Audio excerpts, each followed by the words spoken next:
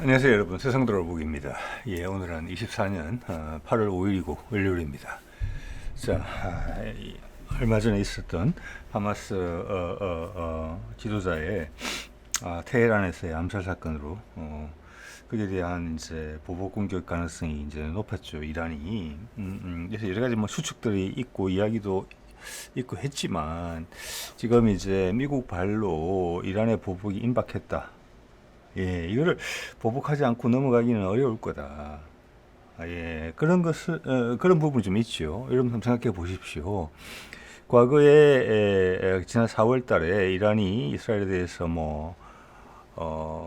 몇백 기의 드론과 탄도탄을 쏘면서 탄도 미사일을 쏘면서 보복을 한 적이 있었어요.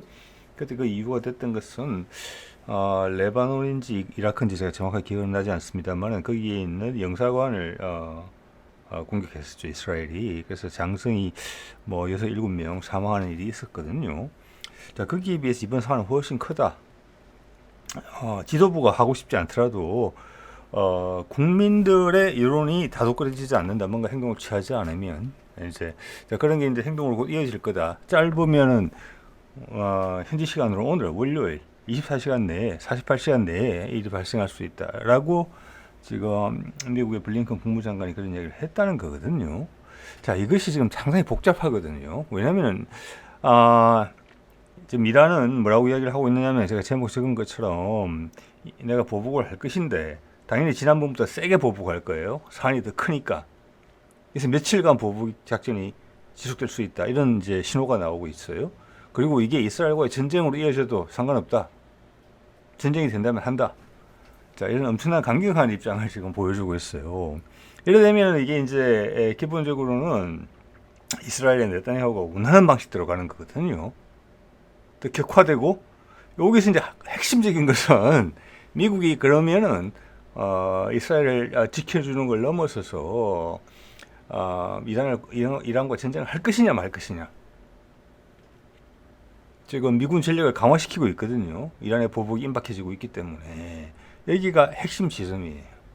자, 이 점은 예전에 이제 9.11 사태 이후에 미국에서 대량 살상 무기를 가지고 있다는 나중에 거짓으로 판명된 그 명분을 가지고 이라크 침공을 했을 때 미국의 입장. 그때 미군이 한 20몇만 명 동원됐어요, 그때. 그리고 영국군이 몇만 명 동원됐고, 그 외에 다른 많은 나라들이 같이 줄을 섰죠. 우리도 거기에 줄을 섰습니다, 사실은.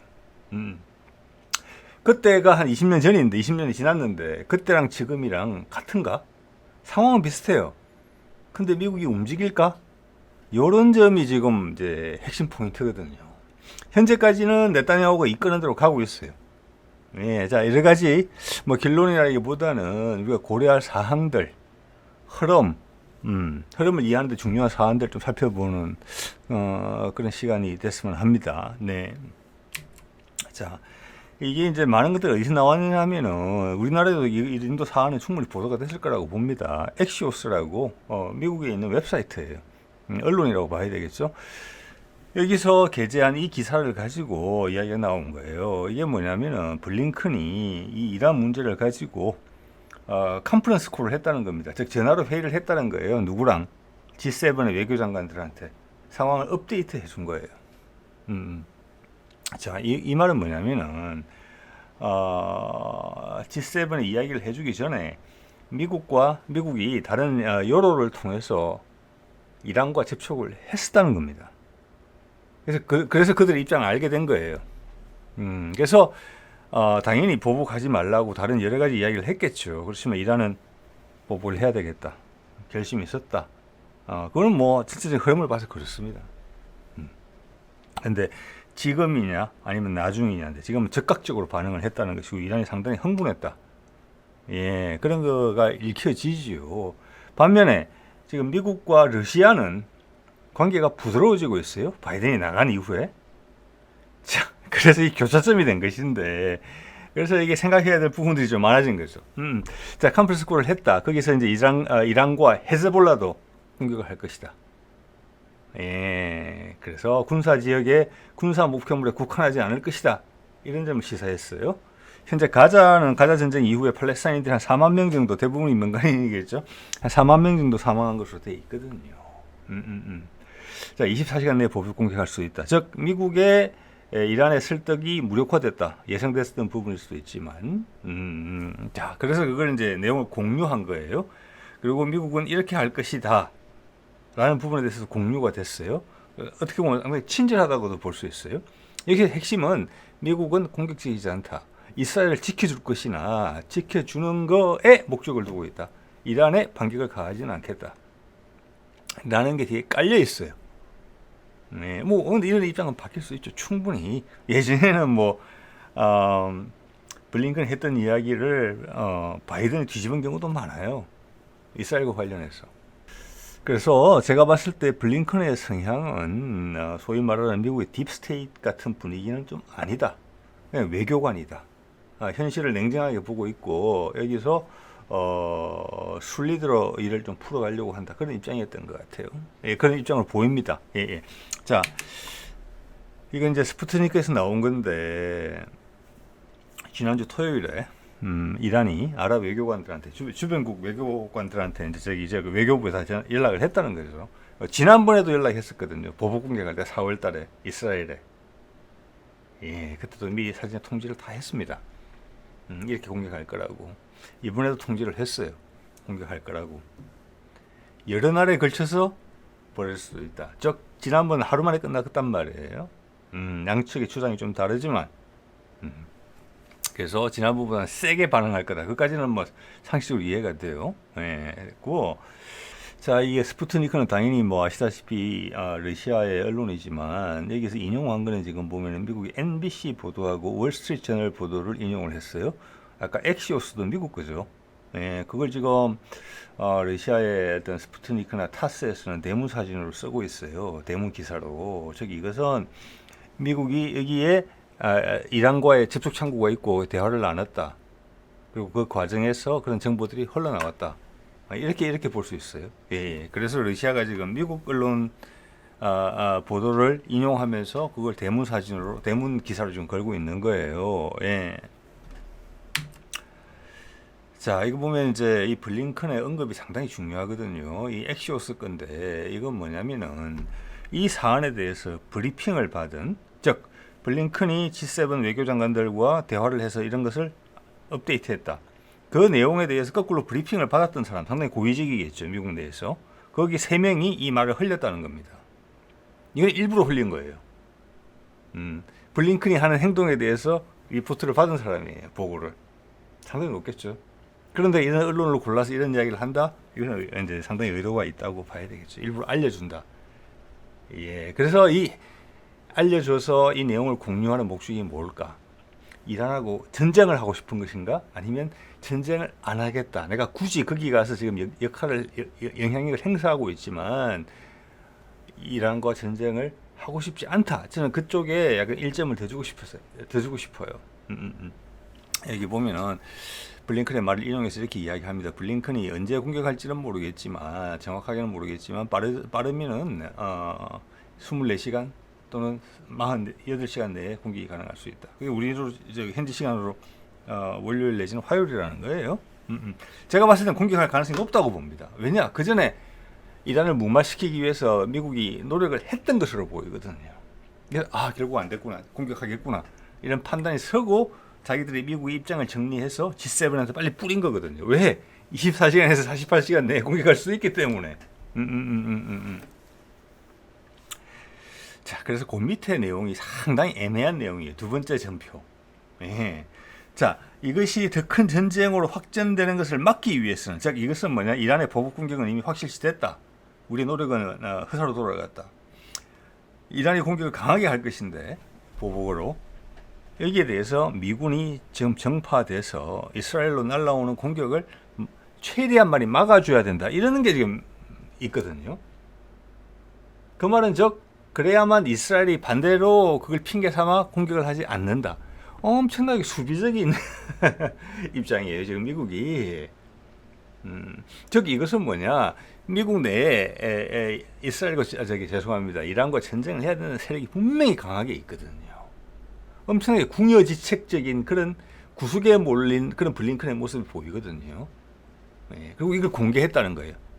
자, 이거는 미국 내에서의 어떤 파워 게임이 강하게 있다. 네타냐후를 지지하는 입장이 강하게 있다. 우리 그런 말씀 드리고 있잖아요. 최근에 그게 소위 말해 딥스테이트다. 미국이 이런 거는 무관하게 미국 정치권에 강력한 영향력을 행사하는 자들. 예, 그게 유태인계들이 분명히 있다. 그래서 블링컨의 이 말은 그런 걸 매우 그런 접전에 있는데 내가 상당히 자신이 없다. 이길 수 있는. 이란과의 전쟁을 부르짖는 세력들하고 지금 삐까삐까하다. 그런 이야기를 하고 있다고 봅니다. 그래서 이걸 바깥으로 깠다.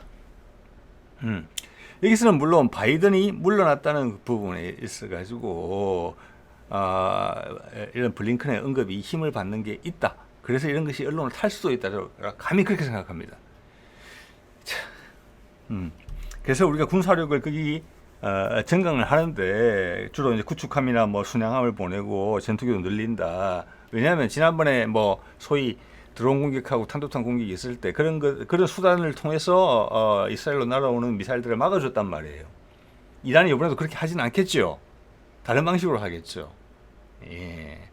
자, 그런 거에 대해서 대응을 하기 위해서 그때 역할을 했던 무기를 숫자를 늘렸다. 그렇지만 이것은 이란을 공격하기 위해서가 아니다. 이런 것을 좀 분명히 하고 싶어 한다는 생각이 느껴져요. 그 말은 거꾸로 또 이야기하면 이것이 그렇지도 않다. 그렇지도 않, 반대쪽의 생각을 하는 사람들이 미국에서 강하게 있다. 즉, 이란과의 전쟁을 해야 되겠다. 여기서는 뭐냐면 네타냐후 입장 거꾸로 이야기하면은 내가 이란이 공격을 막 나한테 해서 일부러 뭐 아이언돔을 활용하지 않고 그냥 맞아서 그냥 많은 민간인 피해가 발생했으면 좋겠다. 이런 입장이 있을 수 있다는 이야기를 하고 있는 거예요. 그걸 미국이 달려와서 애써 막아주는 거예요. 왜? 민간인 피해가 발생하면 그걸 빌미로 바로 이란과 전쟁을 하려고 할 거니까. 그러면 미국 내에 있는 이스라엘 지지 세력들이 발동을 할 거니까. 이런 복잡한 게 지금 있다라는 거예요. 복잡한 게. 자, 그래서 미군 전력 보강은 방어 목적이 있다. 그래서 말씀드린 대로 구축함, 순양함, 공군기 보강이다. 예. 자, 그렇지만 여기까지 진전되는 내용을 봤을 때는 네타냐후가 저는 유리하다고 봅니다. 이 상황까지는. 그냥 지금 네타냐후가 그런 의심을 지금 강하게 받고 있잖아요. 작년 10월 달에 하마스가 공격을 했을 때 일부러 이스라엘 민간인 피해를 확대시켰다. 심지어 자국민을 사살하면서까지. 그렇기 때문에 이것은 블링컨의 말을 100% 믿어준다고 하더라도 블링컨의 입장은 되게 궁색하다. 주도권은 네타냐후가 잡고 있다. 이렇게 봐야 돼요. 예.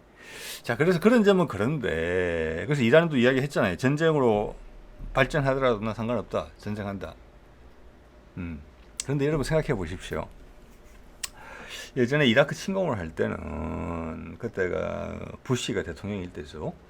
2000년대 초반이잖아요. 2001년, 2년 뭐 그런 식으로 기억이 되는데 그때는 구소련이 망한 게 붕괴된 게 1990년이에요. 그리고 이제 그때 인터넷 세상이 막 도래하면서 미국 경기가 호황을 맞고 미국이 이제 패권국의 지위로 올라섰던 때예요. 그래서 지난 수십 년간 소련과 대항하기 위해서 쌓아왔던 그래도 긴장을 했을 거잖아요. 군사적인 면에서도 그렇고 경제적인 면에서도 그렇고 그 여지가 엄청나게 많이 살아있을 때예요. 한 10년밖에 안 됐기 때문에.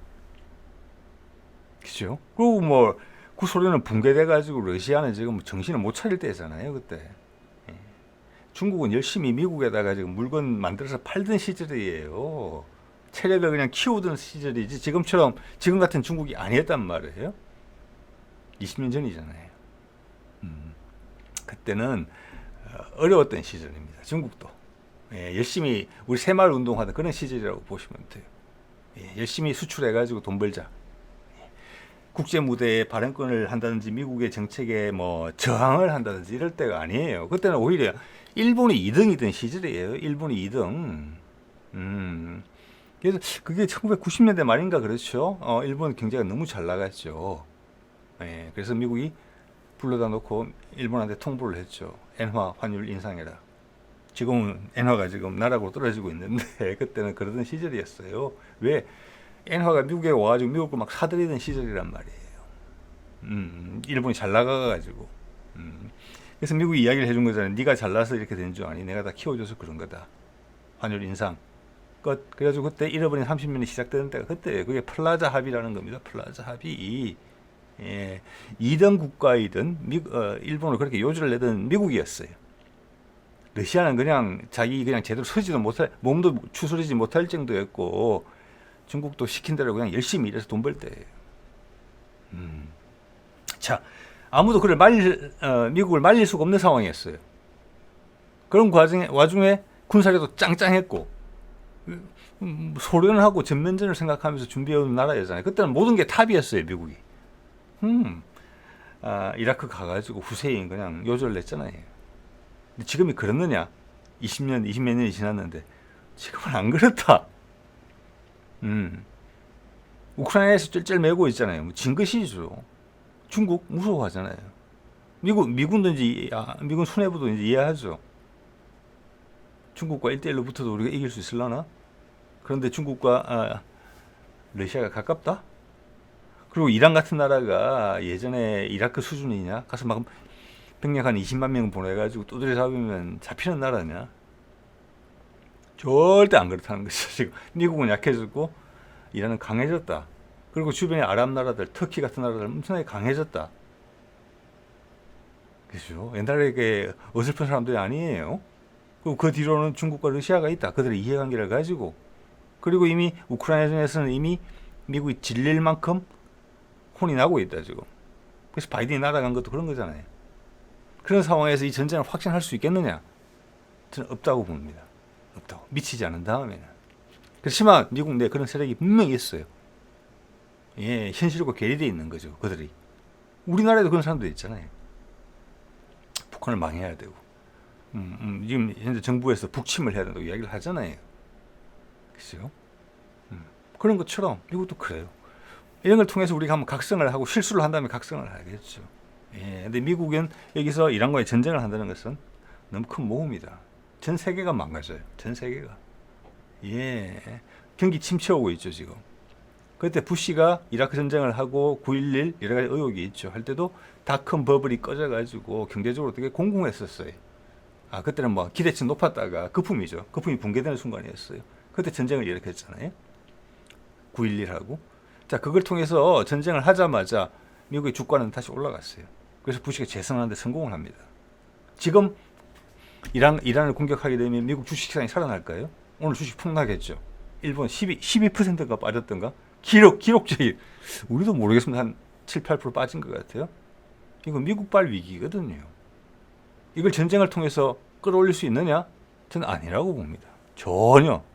저기 브릭스가 준비하고 있잖아요. 너희가 이제 실수하면 우리가 받아먹을게. 이러는 판국이에요. 옛날 같으면 미국이 망하면 다 망하니까 미국 살아야 된다 이렇게 생각하는 거죠. 지금 아니잖아요. 위상이 그래요. 이란을 공격하겠습니까? 이란이 이스라엘에 대해서 큰 보복을 이야기할 때는 그런 부분도 분명히 있다고 봅니다. 즉 미국이 관여하지 못한다. 이란만 해도 그런데 뒤에 터키 기다리고 있죠. 중국, 러시아 있죠. 그게 제 생각입니다. 두고 봐야 알겠어요. 그렇지만 네타냐후는 이 방향으로 갈 수밖에 없어요. 미국의 일부 세력은 그 방향으로 가기를 원해요 또. 그렇지만 바이든은 없잖아요. 예, 이런 부분들이 이제 복합적이다 이렇게 보는 거죠. 예. 자, 볼게요. 오늘 이 타스 뭐 대문 사진입니다.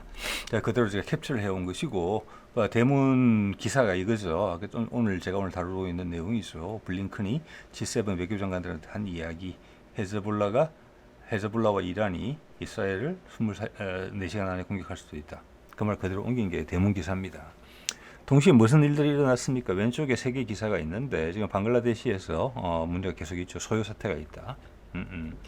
자, 거기도 300명이 죽었어요. 이미 소요 사태가 나서. 예. 그 다음 가운데 기사가 뭐냐. 일본의 니케이 지수가 12.4% 떨어졌다. 무슨 이유로? 미국 경기가 위축된다. 예, 미국 갈 데가 없어요. 바이든이 엄청나게 미국을 많이 망가뜨렸습니다. 뻘짓을 해가지고. 예. 이제 빚 못 갚는다? 그럼 너희들은 죽어. 노벨 경제학상을 받은 미국 경제학자가 이야기하더군요. 빚은 계속 늘어도 된다. 안 갚는다는 전제가 있었어요. 그거는 미국이 패권을 계속 유지한다는 전제가 있는 거예요. 그렇기 때문에 계속 힘으로 눌러야 된다. 판을 계속 키워야 된다. 이렇게 주장하는, 특히 이스라엘 지지하는 같은 부류죠. 우리가 딥스테이트라고 부르는 그런 세력들이 있다는 거죠. 네. 자, 그럼 패권이 지금 이미 절반 이상 날아갔죠. 브릭스의 등장 때문에 중국과 러시아의 부상, 그 둘을 친하게 만들었잖아요. 미국이 정책적으로 바이든의 가장 큰 실패죠. 그리고 우크라이나전 패했고, 가자전에서는 우왕좌왕하고 있고. 자, 그러면 경기 침체가 이제 눌러담고 했지만 이제 삐져나온다. 네. 그걸 감을 잡았다. 일본의 12.4%, 전 세계가 경기 하강 국면이다. 그런데 이제는 도망갈 구석이 있다. 예전에 미국 경제가 망가지면 전부 다 망가졌는데 이제는 미국만 망가질 수도 있다. 이게 다른 점입니다. 우리 2007, 2008년 그때 세계 경제 위기 왔을 때는 그랬죠. 미국이 달러에 독점적인 지위가 있었고 미국이 독점적 지위가 있었기 때문에 미국은 다른 나라를 다 빨아먹고 마지막에 망한다. 그게 통설이었어요. 지금은 안 그렇다. 미국만 망할 수 있다. 미국의 친한 나라들, 경제적으로 예속돼 있는 나라들부터 망한다. 일본이 대표적인 경우죠. 그게. 네. 자, 오른쪽에서는 북한군이 신형 자국에서 만든 탄도미사일 발사대를 250개를 전방으로 보냈다. 이런 내용이 지금 타스의 대문 사진이에요. 지금 이게 자 볼게요. 그리고 한편으로 이런 기사가 있어요. 이것도 22시간 전에 나온 기사잖아요. 이게 뭐냐면 우크라이나전에 관련된 내용인데 상당히 중요해요. 러시아하고 미국이 이 우크라이나전 상황이 악화되는 것, 즉 핵전쟁 할 수 있다. 지금 핵 연습들을 막 했잖아요. 특히 러시아군 쪽에서. 즉 나토군이 더 들어오게 되면은 우리는 핵전쟁이다 이제. 이런 부분이었죠. 거기다가 여기서는 말해지지 않는 핀란드발 러시아의 전략 폭격기를 공격한 일이 있었죠. 그것도 보도를 타지 않았고 러시아는 애써 아무 말도 하지 않았다. 자, 그런 거 관련이 있었기 때문에 전화를 했다는 겁니다. 둘이. 미국 내부 사정이 복잡하죠. 그러면 왜 그런 짓을 했을까? 드론을 보내서 왜 그랬을까? 미국 내에서 섞이는 세력이 있다는 겁니다. 아까 블링컨의 입장처럼 두고 봐야 돼요. 지금 뭐 큰 전쟁이 벌어지고 있어요. 미국 내에서도 제가 봐서는. 그래서 그런 사안은 그래서 아주 큰 사안이었고 제3차 세계대전으로 갈 수 있는 사안이었다. 왜? 나토군에서 공격을 했으니까. 러시아를. 우크라이나가 아니고. 러시아가 어떻게 대응하느냐에 따라서 큰일이 벌어질 수 있는 사안이었거든요. 그렇기 때문에 양쪽 국방장관이 이야기를 했다는 겁니다. 자, 그런 걸 보도를 타지 않았기 때문에 뜬금없다고 느껴질 수 있거든요. 자, 그래서 이거는 양쪽이 국방장관이 대화를 해서 무마가 되고 있다. 상황 악화를 이 정도로 막았다. 그런데 지금 가자에서는 상황이 악화되고 있다. 실제적으로. 그런데 블링컨은 지금 그런 이야기를 하고 있다. 자, 가자의 상황과 우크라이나의 상황은 둘 다 미국이 관여하고 있기 때문에 미국이 힘을 빼버리면은 둘 다 지속될 수 없는 전쟁이지 않습니까? 가자 전쟁도 당연히. 그러면 이 상황에서 가자와 우크라이나 상황이 연동이 안 된다? 거기는 악화되고 여기는 완화된다? 그럴 리는 없다는 거죠. 미국이 이중적인 입장을 취할 수는 없어요. 여기서는 같은 입장이에요. 자, 그러면 미국 내부의 세력은 이렇다는 겁니다. 그게 뭐 트럼프 쪽이든 아니면은 카말라 해리스 쪽이든 간에 이 긴장은 완화가 돼야 된다. 그래서 블링컨의 이야기처럼 여기서 이스라엘을 지켜주는 차원에서 한다. 우리가 이란과의 전쟁을 하기 싫다. 할 수도 없다. 아까 쭉 제가 말씀드린 그런 이유. 그리고 중국과 러시아가 가만히 있지 않을 것이다. 중국과 러시아가 더욱더 가까워진다. 그렇게 되면은 그리고 경제도 좀 간당간당하다. 자, 그래서 그게 기본 입장이 아닌가. 미국이 엄청나게 위축되어 있는 거죠. 이란이 보복을 하겠다는 그 명분에 대해서 할 말이 없다는 겁니다. 미국도 기본적으로는.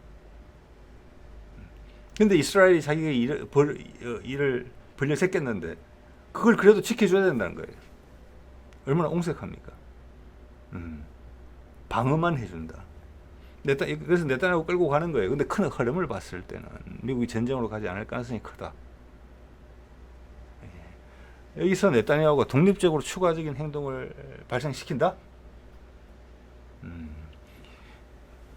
그러면 저는 미국이 전면전을 들어가지 않는다고 봅니다. 그러면 이스라엘의 운명이 상당히 풍전등화처럼 되는 거겠죠. 예, 네타냐후는 지금 달릴 수밖에 없어요. 여기까지 일을 벌여놨기 때문에. 예, 예, 예. 자, 그래서 지금 이게 또 있었잖아요. 이게 바로 하마스 지도자를 암살한 그날 발생한 일입니다. 예, 미국과 러시아 간에 포로 교환이 있었잖아요. 음, 냉전 종식 이후, 냉전 체제 이후로 가장 큰 규모였다고 하는 거잖아요. 그래서 아까 좀 전에 우크라이나전에 있었어도 양 국가 간의 국방장관이 대화를 해서 긴장 고조를 중지시켰다. 그 사이 희한한 일들이 벌어졌다. 그 희한한 일들을 벌인 주체는 미국 내에서 있는 세력이다. 자, 그럼 가자스는 어떻게 할 것이냐? 예, 어느 정도 그림이 나온다고 봅니다. 이스라엘의 불장난은, 네타냐후의 불장난은 미국과 이란의 전쟁으로 이어지기보다는 네타냐후의 몰락, 심지어 이스라엘의 몰락으로 이어질 수 있다. 그거를 이란이 어느 정도 감을 잡았을 수도 있다. 저는 그렇게도 봅니다. 그래서 지금 러시아가 나가서 강력하게 말리지 않는다. 저는 그렇게 보는 부분도 있거든요. 지금 흐름을 봤을 때. 며칠 지켜보면 이제 방이 나오겠죠. 자, 오늘 이 정도 말씀드리겠습니다. 네.